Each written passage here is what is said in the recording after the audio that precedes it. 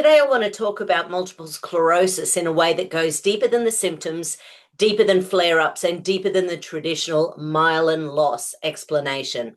I'm Madonna Guy, and this is a natural alternative. Welcome. Don't forget to like and subscribe. MS is not just a disease of damage. It's a disease of repair trying to happen in a body overwhelmed by inflammation, immune system confusion, metabolic instability, and disrupted signaling. And this is where tri-GLP, GLP-1, GLP-2, and GIP become one of the most exciting physiological tools we've ever had. These peptides aren't drugs, they're signaling molecules or messengers that help the gut, the brain, the immune system, and the metabolism communicate properly again.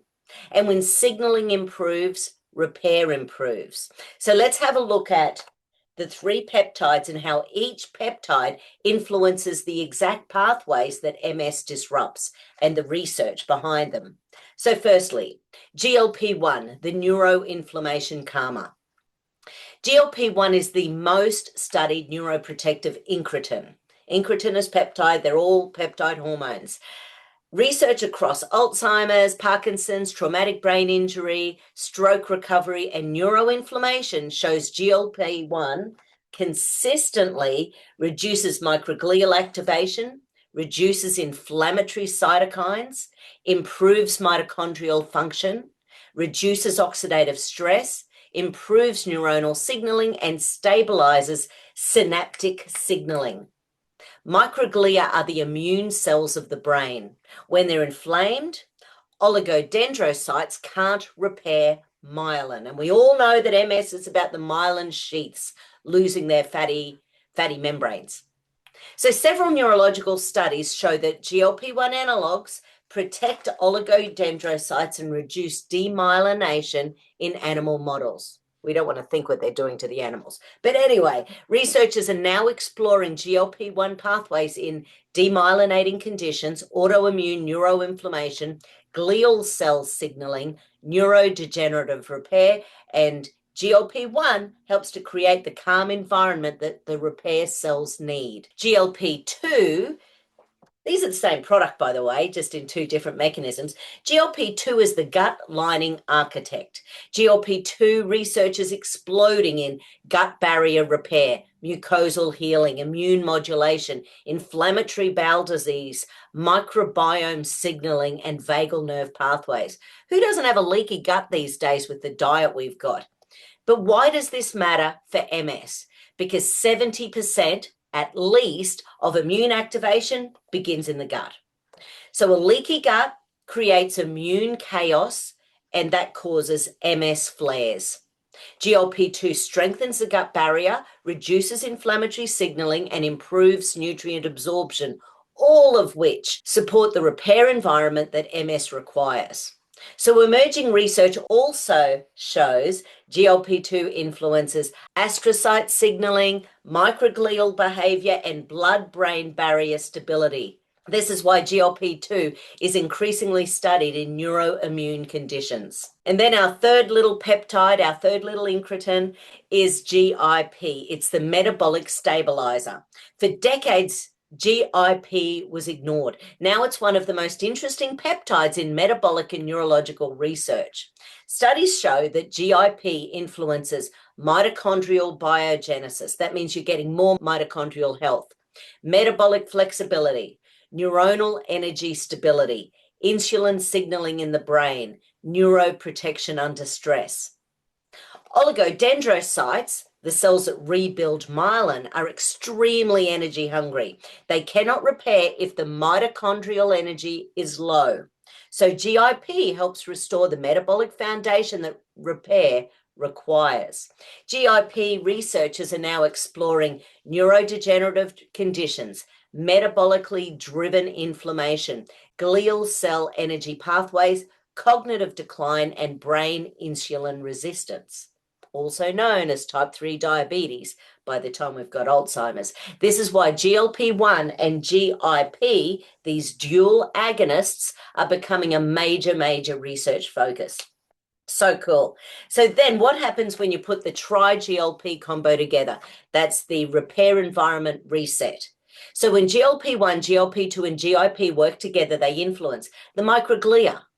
That helps you to have calmer, less reactive, and a less inflammatory brain.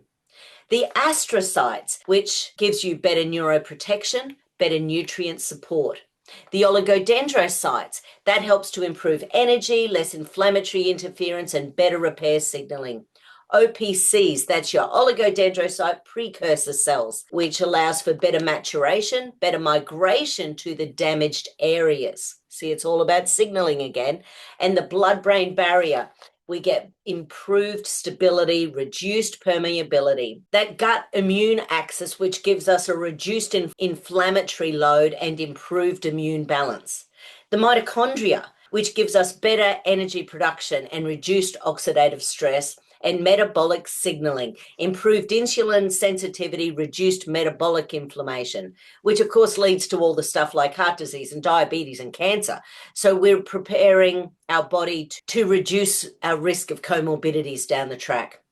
So by sorting out all of these pathways, these are the exact pathways that multiple sclerosis disrupts. Again, tri-GLP is not an MS treatment, but the mechanisms it influences overlap directly with the biological environment that MS needs for repair. Tri-GLP doesn't force repair. It creates the conditions where repair becomes possible again.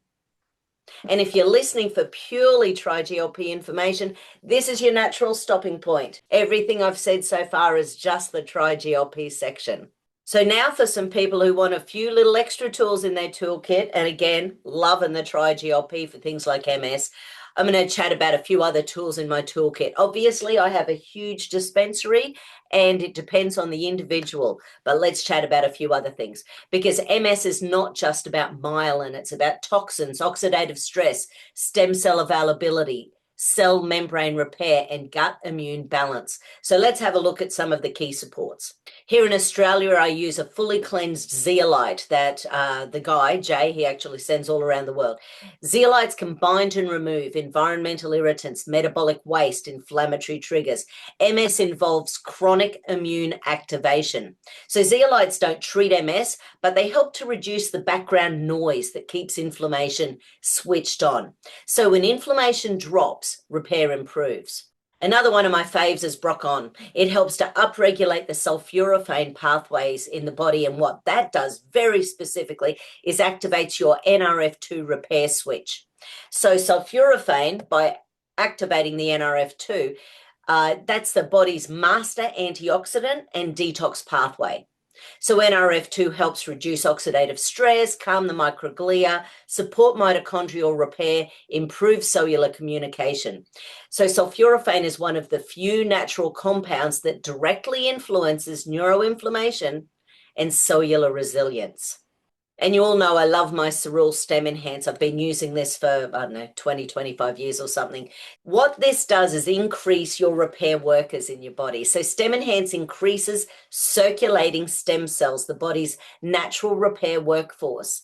Stem cells can become any cell in the body. That's what's so amazing about it. And it's drawn to the area in the body with the most inflammation first. So in MS, stem cells can support OPC activations, that's your oligodendrocytes, your tissue recovery, your immune balance, and your inflammation reduction. So again, it doesn't treat MS, but it supports the repair environment that MS desperately needs. Then, of course, fatty acids, so things that are specifically for the brain, phosphatidylserine, phosphatidylcholine, DHA.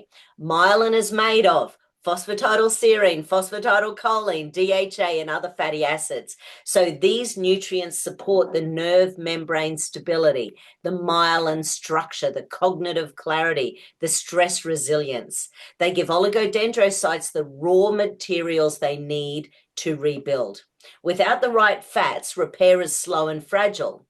Now, I'll just go back to tri-GLP for a sec, because tri-GLP comes from salmon.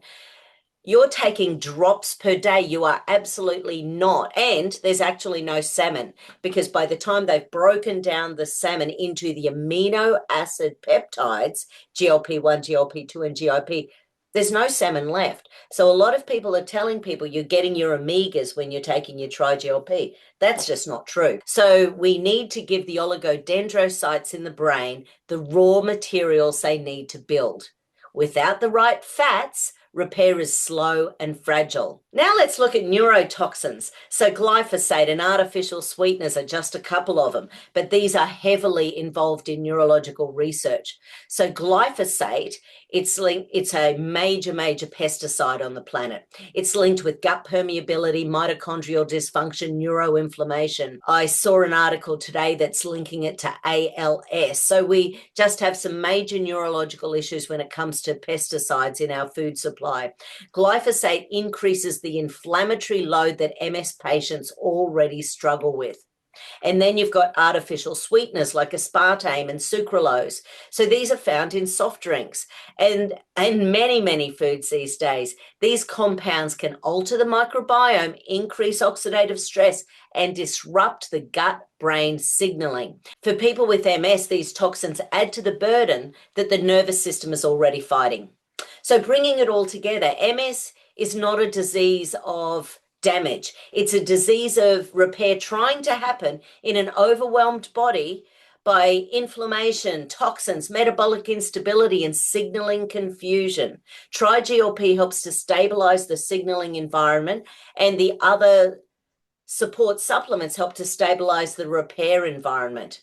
However, being on Tri-GLP alone will let you go a long way if we get these signaling messages going in the body. The others are all just going to support things. But together, they create the conditions where the nervous system can finally do what it's been trying to do all along. You may have seen my videos with Linda Hoggard and STEM Enhance. Really, Linda is one of the people in the world who's been teaching stem cell theory and knowledge for 15 years.